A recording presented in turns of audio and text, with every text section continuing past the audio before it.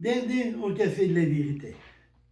Café de la Vérité, c'est la vérité. Pourquoi? Parce que la parole de Dieu est vérité. Et ce qu'on vous dit ici, allez vérifier. Et ce qu'on vous dit est toujours fidèle à la parole de Dieu. Je vais vous parler un peu de la prière aujourd'hui. Comment rendre la prière puissante? Vous savez, bien souvent, on prie, puis là, on dit, tu sais, ouais, mais pourquoi? Pourquoi tu n'as pas de réponse? Il y a plusieurs raisons, mais je vais plutôt vous donner des choses pour avoir une prière plus puissante. Dans Matthieu 7,7, ça dit, demandez et l'on vous donnera. Cherchez et vous trouverez. Frappez et on vous ouvrira. Il faut prier avec foi, mais pas seulement avec foi, avec sa volonté dans ce livre-là, la Bible. Il faut prier selon sa volonté. Si vous demandez d'avoir une arme à feu pour tuer ton voisin et tu ne l'auras pas, c'est pas la volonté de Dieu. Il faut aller selon sa volonté. Il faut aussi mettre notre foi en action. Matthieu 9,2 nous dit, voici, on lui amena un paralytique couché sur un lit. Jésus, en voyant leur foi, il dit au paralytique, prends courage, mon enfant, tes péchés te sont pardonnés. L'homme s'est levé et est parti avec son lit. Mais il a fait une action. Il a demandé à des gens de l'emmener au Jésus. Il a fait un déplacement pour dire, regarde, je crois.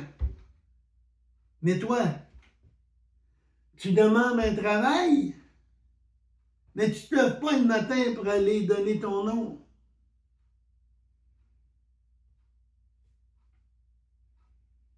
Tu as besoin d'une paire de bottes, mais tu n'y vas pas au magasin pour l'acheter.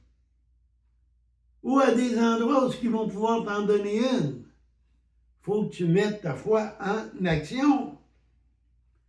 Sans la foi, on ne peut pas être agréable à Dieu. Hébreux 11,6 nous dit, or sans la foi, il est impossible de lui être agréable, car il faut que celui qui s'approche de Dieu croit que Dieu existe, première des choses, et qu'il est rémunérateur de ceux qui le cherchent. Il faut mettre sa foi en lui. Nos prières ne doivent pas être pour notre gloire à nous, mais la gloire à lui. Si tu lui demandes, j'ai demandé à Dieu de me donner quelques Bibles pour être capable de les partager aux gens. Pourquoi? Parce que je veux que ces Bibles-là le glorifient lui. Je parle de Jésus à quelqu'un, il n'y a pas de Bible, je vais être capable de lui en donner une et dire, regarde, médite sa parole et tu vas grandir et tu vas prendre la foi. Deutéronome 28,2 nous dit, voici toutes les bénédictions qui reprendront sur toi et qui seront ton partage lorsque tu obéiras à la voix de l'Éternel, ton Dieu.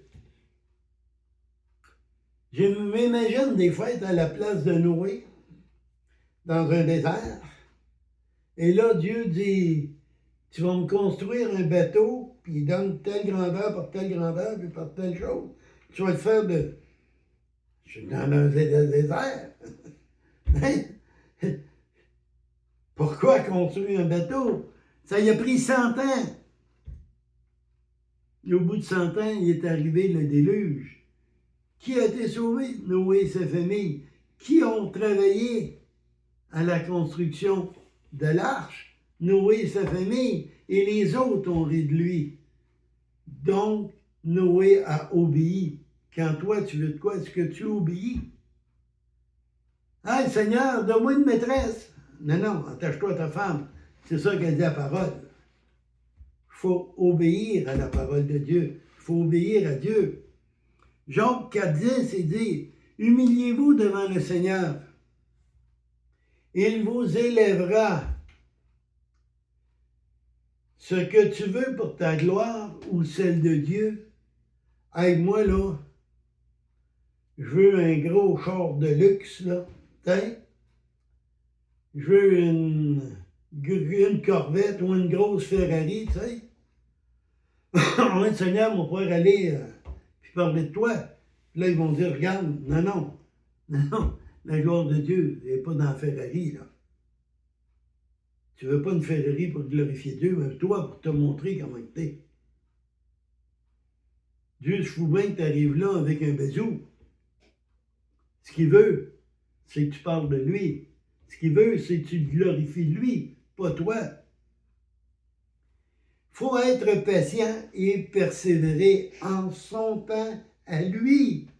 Galates 6, le verset 9 nous dit, ne lassons point de faire le bien, car nous moissonnerons dans la saison convenable, et nous relâcherons pas. J'ai un couple dans le Seigneur qui est des amis aussi à moi, qui eux ont connu un couple qui restait dans le coin de Sherbrooke. Lui était chrétien, elle ne l'était pas. Lui était né nouveau, elle ne l'était pas.